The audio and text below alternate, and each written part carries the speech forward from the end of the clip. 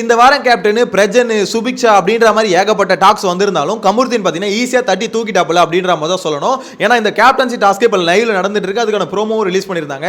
So இதில் வந்து பார்த்தீங்கன்னா சுபிக்ஷா தான் லீட் எடுத்திருந்தாங்க. 21 நிமிஷத்தில் சுபிக்ஷா முடிச்சிருந்தாங்க. இருந்தாலும் நான் கூட நினைச்சேன் 21 நிமிஷத்தில் யாரும் லீடு கொடுக்க மாட்டாங்க அப்படின்ற மாதிரி நினைச்சேன். ஆனால் கமருதீன் வந்து பார்த்தீங்கன்னா 17 நிமிஷத்துலேயே முடிச்சிட்டாப்புல. இப்போதைக்கு அவர் தான் பார்த்தீங்கன்னா அந்த பெஞ்ச் மார்க் வந்து செட் பண்ணியிருக்காரு 17 நிமிஷம் அப்படின்ற மாதிரி. இதை யார் உடைக்கிறாங்களோ அவங்க தான் அடுத்த கேப்டன் வச்சுக்கோங்களேன். எனக்கு தெரிஞ்சு எஃப்ஜேவும் சரி பிரஜனும் சரி உடைக்கல அப்படின்ற மாதிரி தான் எனக்கு என்னமோ தோணுது. ஏன்னா வந்திருக்கக்கூடிய அப்டேட்டும் கமருதீன் தான் கேப்டன் அப்படின்ற மாதிரி சொல்றாங்க. ஸோ வெயிட் பண்ணி பார்க்கலாம் எதுவாக இருந்தாலும். ஆனால் என்ன பொறுத்த வரைக்கும் ஒரு விஷயம் மட்டும் கிளியரா தெரியுது. கமருதீன் இந்த வாரம் கேப்டனாக இருந்தால் இந்த வீடு வந்து பார்த்தீங்கன்னா ஒரு ரணகலத்தை சந்திக்கும் அப்படின்ற மாதிரி மட்டும் கண்டிப்பாக தெரியுதுங்க. ஏன்னா கமருதீனோட ஃபுல் டைம் டியூட்டியே இப்போதைக்கு அரோராவா விஜய் பார்வதி அப்படின்ற மாதிரி போயிட்டு இருக்கு. கமருதீன் மட்டும் கேப்டன் ஆயிட்டான், பார்வதி கமருதீனை விட மாட்டாங்க அப்படின்ற மாதிரி தான் சொல்ல தோணுது. கமருதீனை வச்சு என்னென்ன ஆட்டம் ஆட முடியுமோ ஆடுவாங்க. இன்கேஸ் நான் கூட நினைச்சேன் சுபிக்ஷா ஒருவேளை கேப்டன் ஆனால் எப்படி இருக்கும் அப்படின்ற மாதிரி யோசிச்சு பார்த்தேன். ஆனால் ஒரு பக்கம் யோசிச்சு வச்சுக்கோங்களேன், சுபிக்ஷா கேப்டன் ஆகிறதும் விக்கல் சீக்கிரம் கேப்டன் ஆகிறதும் ஒன்று தான். ஏன்னா இந்த பொண்ணு கேப்டன் ஆனாலும் எப்படி இருந்தாலும் பார்த்தீங்கன்னா விக்கல் சீக்கிரம் என்ன சொல்றாரோ அதை தான் கேட்டு செய்ய போகுது. ஸோ அப்படின்னும் போது பெரிய எந்த டிஃபரன்ஸும் இல்லை. ஏன்னா சுபிக்ஷாவை பொறுத்த வரைக்கும் பார்த்தீங்கன்னா டாஸ்க்கு சூப்பராக விளையாடுச்சு. உண்மையில அதை பாராட்டி ஆகணும். ஏன்னா விக்கல்ஸால ஒரு ஸ்டிக்கை கூட பார்த்தீங்கன்னா நிற்க வச்சு ஈஸியாக கொண்டு போக முடியல. கடைசி வரைக்கும் பார்த்தீங்கன்னா ஒரே ஒரு ஸ்டிக்கை தான் கொண்டு போயிருந்தாரு. அந்த அளவுக்கு பார்த்தீங்கன்னா ரொம்ப கஷ்டப்பட்டாப்புல. கேட்டால் அவர் சொல்றாரு பிசிக்கல் டாஸ்க்காக இருந்தால் பயங்கரமாக விளையாடி இருப்பேன் அப்படின்ற மாதிரி சொல்றாரு. என்ன பொறுத்த வரைக்கும் விக்கல்ஸால பார்த்தீங்கன்னா ஏற்றுக்கவே முடியல. என்னடா ஒரு சின்ன பொண்ணு நம்மளுக்கு எதிராக வந்து இப்படி கொண்டு போயிடுச்சு அப்படின்ற மாதிரி விக்கல்ஸ் பார்த்தீங்கன்னா கொஞ்சம் வைத்தறிச்சல தான் சுத்தினாரு. நிறைய பேர் கூட கமெண்ட்ஸ்ல சொல்லியிருந்தாங்க அது விக்கல் விக்ரம் இல்லை, இதுக்கப்புறம் வைத்தறிச்சல் விக்ரம் அப்படின்ற மாதிரிலாம் சொல்லியிருந்தாங்க.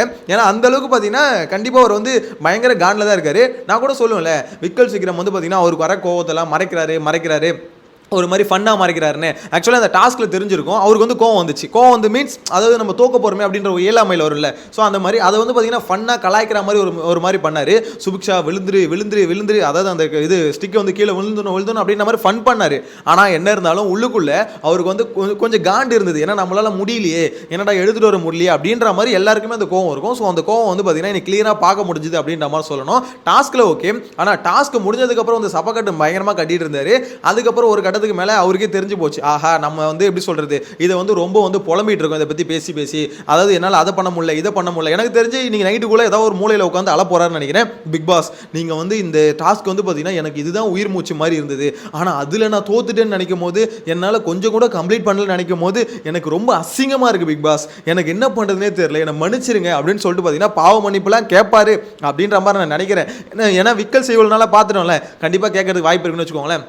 எனிவேஸ் அது ஒரு பக்கம் இருந்தாலும் இப்போ கமருதீன் தான் பார்த்தீங்கன்னா கேப்டன் ஆகிறதுக்கு அதிகபட்ச வாய்ப்பு இருக்க மாதிரி இருக்குது. ஏன்னா 17 நிமிஷத்து இதில் பிரேக் பண்ணணும். எனக்கு தெரிஞ்சு இதில் வந்து பார்த்தீங்கன்னா பிரஜன் பிரேக் பண்ணுவாரா அப்படின்னு கேட்டிங்கன்னா வாய்ப்பு இல்லை. ஆனால் எஃப்ஜேக்கு ஒரு வாய்ப்பு இருக்குது. எஃப்ஜேவால் அது முடியும் அப்படின்ற மாதிரி நினைக்கிறேன். ஆனால் கொஞ்சம் டவுட்டு தான் வச்சுக்கோங்களேன். ஸோ இப்போதைக்கு பார்க்கும்போது கமருதீன் அப்படின்ற மாதிரி தான் எனக்கு என்னமோ தோணுது. கேப்டனாக கமருதீன் இருக்கும்போது பார்வதி ஆட கமருதீன் பார்த்தீங்கன்னா அதை கேட்டு ஓட அப்படின்ற மாதிரி ஒரு மாதிரி அமர்க்கலமாக இருக்குங்க. பார்வதியோ கையில் பிடிக்கவே முடியாது. ஆல்ரெடி பார்த்தீங்கன்னா கமருதீன் அங்கே டாஸ்க் விளையாடும் போது கேமராமேன் பார்வதி ஜூம் போயிட்டே இருக்காங்க. ஏன்னா அவ்வளோ பிரஷர்ல பார்த்தீங்கன்னா அப்படியே ஒரு மாறி இருக்காங்க. ஸோ அந்த அளவுக்கு பார்த்தீங்கன்னா அவங்கள பொறுத்தவரைக்கும் கமருதீன் ஜெயிக்கணும்னு சொல்லிட்டு பயங்கரமாக ஃபீல் பண்ணுறாங்க. போன வாரம் என்ன வச்சாங்க பார்வதின்னு தெரியல, பிரச்சனைனா எப்படியாவது நீ ஜெயிச்சிருந்தா நீ ஜெயிக்கணும்னா அதுக்கு தான் உன் டீமுக்கு இது பண்ணுறேன்னா அப்படின்றாங்க. எப்படி பார்வதி, அதாவது ஒரு சாட்டர்டே சண்டே எபிசோட்ல டக்குன்னு ஜம்ப் வச்சிட்டீங்களே அப்படின்ற மாதிரி தான் இருக்கு. ஏன்னா பிரச்சனைக்கு அவ்வளோ சப்போர்ட், ஆனால் நீ ஜெயிக்கணும் எப்படியாவது கேப்டன்சியில் நீ ஜெயிக்கணும் அப்படின்ற மாதிரி சொல்லிட்டு இருந்தாங்க. எனக்கு தெரிஞ்சு பிரச்சனைக்கு வந்து இப்பயே தெரிஞ்சு போச்சு நம்ம தோத்துருவோம் அப்படின்ற மாதிரி. ஏன்னா அதுக்கு வந்து பார்த்தீங்கன்னா எப்படி சொல்றது, அது ஹோல்ட் பண்றது வந்து ரொம்ப கஷ்டமான விஷயங்க.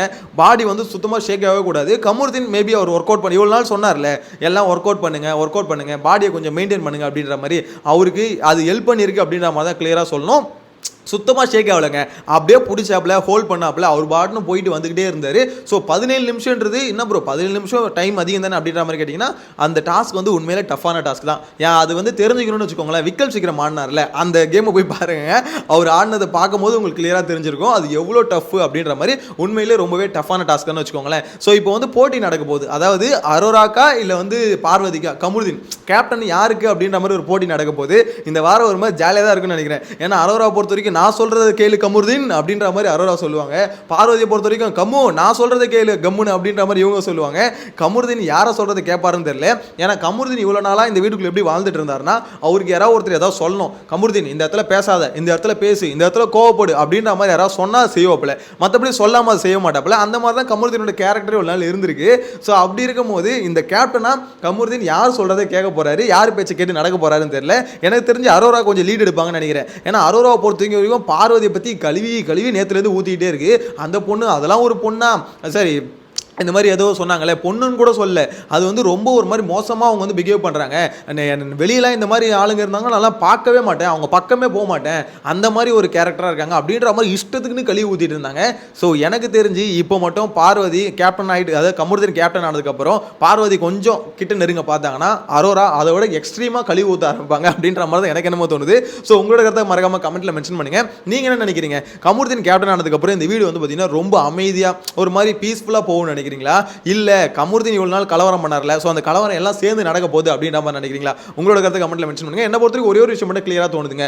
இந்த டாஸ்க்கை பொறுத்தவரைக்கும் ரொம்ப டஃப்பான டாஸ்க். ஆனா அதுல சுபிக்ஷா விளையாடுறது வந்து நம்ம எல்லாருமே பாராட்டி ஆகணும். சூப்பரா விளையாடுச்சு அந்த பொண்ணு 21 நிமிஷத்துல முடிச்சது மேட்டர் இல்ல, டைம் மேட்டர் இல்ல, அதை வந்து முடிச்சது இல்ல. ஏன்னா பக்கத்துல ஒருத்தவங்க பார்த்தீங்கன்னா திணறிட்டு இருக்காப்ல. ஸோ அந்த சமயத்தில் அந்த பொண்ணு அவ்வளோ தூரம் போய் லீட் எடுத்து முடிச்சது என்ன பொறுத்தவரைக்கும் பெரிய விஷயம் அப்படின்ற மாதிரி தான் தோணுது. சீரியஸ்லி சுபிக்ஷா மட்டும் கேப்டன் ஆயிருந்தா ஒரு நல்ல சான்ஸ். அதாவது தன்னோட கேப்டன்சி மூலிமா அந்த பொண்ணு கொஞ்சம் வெளியே காமிச்சிருக்கலாம், நான் யாரு அப்படின்ற மாதிரி வெளியே காமிச்சிருக்கலாம். அதுக்கு மூலிமா அதுக்கு வந்து கொஞ்சம் ஓட்டு இன்க்ரீஸ் ஆயிருக்கும். ஏன்னா சுபிக்ஷா பொண்ணுக்கு ஓட்டே இல்லை, இந்த வாரம் நாமினேஷன் இல்லை, அந்த பொண்ணு எப்படி தான் தப்பிச்சிச்சு அது வேற விஷயம். இருந்தாலுமே இந்த வாரம் இந்த கேப்டன் ஆகி ஏதாவது பண்ணியிருந்தா நெக்ஸ்ட் வீக்கான ஓட்டுகள் கொஞ்சம் இன்க்ரீஸ் ஆகிருக்கும். ஏன்னா அந்த பொண்ணு இப்போ எப்படி சொல்கிறது, நாமினேஷனில் வந்தாலுமே சரி ஓட்டுகள் சுத்தமாக இல்லை. இப்போ இந்த வாரம் பார்த்தீங்கன்னா அரோரா, அப்புறம் வந்து பார்த்தீங்கன்னா ரம்யா ஜோ, ஸோ இந்த 2 பேரை வந்து தூக்கிறதுக்கு வாய்ப்பு இருக்குது. இப்போதைக்கு ஓட்டு வைஸ் பார்க்கும்போது இவங்க 2 பேரை தூக்கிறதுக்கு வாய்ப்பு இருக்குன்னு வச்சுக்கோங்களேன். எஃப்ஜே கேப்டன் ஆகாத பட்சத்தில், ஏன்னா இன்னும் டாஸ்க் முடியல, இப்போதைக்கு கமருதீன் தான் லீடரில் இருக்காரு. இன்கேஸ் எஃப்ஜேவும் தோத்து கேப்டன் ஆகலன்னு வச்சுக்கோங்களேன், எஃப்ஜே, அரோரா, அதே மாதிரி ரம்யா, இந்த 3 பேரில் 2 பேர் போகிறதுக்கு தான் வாய்ப்பு இருக்குன்னு வச்சுக்கோங்களேன். நெக்ஸ்ட் வீக் சுபிக்ஷா இது நாமினேஷன் வந்தால் நான் சுபிக்ஷாவை தூக்கிடுவாங்க. ஏன்னா சுபிக்ஷாவுக்கும் சுத்தமாக ஓட்டுகளும் இல்லை, அந்த பொண்ணுகிட்ட இருந்து பெருசாக கண்டென்ட் வர மாட்டுது. இனிஷியலாக உள்ள வந்த புதுசுல பார்வதிக்கு அகைன்ஸ்டா சண்டை போட்டு இருந்த அந்த பொண்ணு, அது அப்படியே பார்த்தீங்கன்னா விக்கல் சீக்கிரம் அதாவது ஒழுங்குபடுத்துறேன்னு சொல்லிட்டு கேமை காலி பண்ணிட்டாரு அப்படின்ற மாதிரி தான் தோணுது. அந்த பொண்ணு என்ன பண்ணுது, விக்கல் சீக்கிரமே அப்படியே காப்பி பண்ணுதுங்க. அதாவது நீ ஒரு விஷயம் கற்றுக்கலாம், அட்மையர் பண்ணலாம், கற்றுக்கலாம், எப்படி ஃபன் பண்ணுறது, எப்படி ஸ்கிரிப்ட் யோசி, இதெல்லாம் கற்றுக்கலாம். ஆனால் எல்லாத்துலேயும் ஒருத்தவங்களை காப்பி பண்ணால் அப்போ நீ எதுக்கு அந்த வீட்டில் இருக்க, இன்னொருத்தவங்க ஐடியா தான் நீ பேசுகிற அப்படின்னா அப்போ நீ எதுக்கு இருக்க அப்படின்ற மாதிரி விஷயம். இதில் விக்கல் சீக்கிரமுக்கு தெரிஞ்சோ தெரியாமலையோ சுபிக்ஷா மண்டைக்குள்ளே விக்கல் சீக்கிரம் வாழ்ந்துகிட்டு இருக்காரு. அதுதான் உண்மை, அது நம்மளால அதான் உண்மை. அந்த பொண்ணுக்கே தெரிய மாட்டுது விக்கல் சீக்கிரம் நம்ம மண்டையில் வாழ்றாரு அப்படின்ற மாதிரி. அந்த பொண்ணு நல்லா ஜெல் ஆயிடுச்சு, தங்கச்சி அப்படின்ற மாதிரி, அண்ணன் தங்கச்சின்ற மாதிரி பயங்கரமாக ஜெல் ஆயிட்டாங்க. ஸோ இதே மாதிரி தான் ஒரு அண்ணன் தங்கச்சி சுற்றிட்டு இருந்ததுங்க. ஒரு நாள் கூப்பிட்டு வச்சு விஜய் சேதுபதி செருப்பு கழட்டி வச்சாரு, அதோட பார்த்தீங்கன்னா பிரிஞ்சு போச்சு. யார் ப்ரோ அது அப்படின்னு கேட்டிங்கன்னா சபரி தான் என் தங்கச்சியை பேசுனா நான் வருவேன் அப்படின்னு பாருங்க. அந்த ஒரு ஒத்த வார்த்தை தான் தெரியாமல் சொல்லிட்டாப்புல. சொன்னதுலேருந்து விஜய் சேதுபதி வீக்கெண்டில் போட்டு கொட்டுன்னு கொண்டதுக்கப்புறம் இதுக்கப்புறம் எனக்கு தங்கச்சியும் இல்லை அக்காவும் இல்லை, என்னை விட்டுருக்கடா சாமி அப்படின்ற மாதிரி தங்கச்சின்னு எங்கேயாவது தூரத்தில் கேட்டால் கூட அப்படியே காதை பொத்திட்டு போகிறாரு. ஸோ அந்த அளவுக்கு பார்த்தீங்கன்னா ஒரு தங்கச்சி ஃபார்மேட்டை வந்து விஜய் சேதுபதி உடச்சிட்டாரு. இந்த இடத்துல பார்த்தீங்கன்னா திருப்பி ஒரு அண்ணன் தங்கச்சி ஒரு பாண்டு கிரியேட் ஆகுது. அதில் வந்து அது மூலயமா இந்த பொண்ணு அதாவது தனியாக தெரியணும்னு சொல்லுவாங்களே, பிக் பாஸை பொறுத்த வரைக்கும் அவங்க இண்டிவிஜுவாலிட்டி வந்து வெளியே தெரியணும். அந்த பொண்ணோட இண்டிவிஜுவாலிட்டி வெளியே தெரியல. எங்கே இருந்தாலும் விக்கல் சீக்கிரம் இருக்காருன்னா கூட இருக்குது, விக்கல் சீக்கிரம் என்ன பேசுகிறாரோ அதுதான் இதுவும் பேசுது அப்படின்னும் போது அப்போ சுபிக்ஷா யாரு, சுபிக்ஷாக்குன்னு ஒரு ஐடியா இல்லையா? அதுதான் இங்கே வந்து என்னை பொறுத்த வரைக்கும் புரியல.